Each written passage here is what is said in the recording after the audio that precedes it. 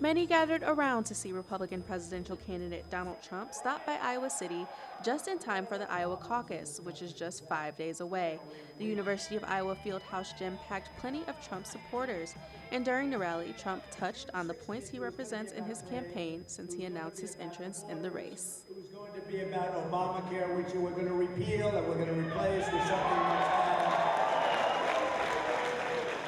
It was going to be about the Second Amendment, which is so important. We're going to keep the Second Amendment.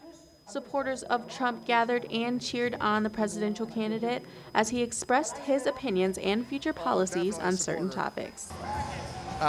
He defends the First Amendment, Second Amendment, and he is the only presidential candidate that is supporting the veterans. In his speech, Trump stated his opposition to factories being built in Mexico, proposing America's safety from illegal Mexican immigrants. You'll have illegals driving the cars right across the border because you said nobody's going to stop them. Who's going to stop them? But there were some people who didn't quite agree with all of his points.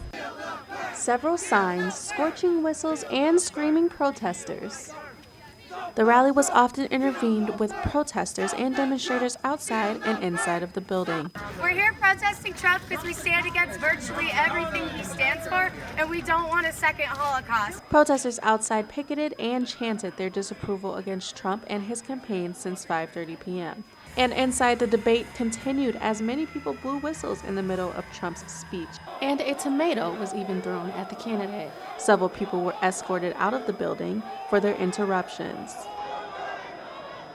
In the end, Trump expressed how important the Iowa caucus is and urged everyone to cast their vote.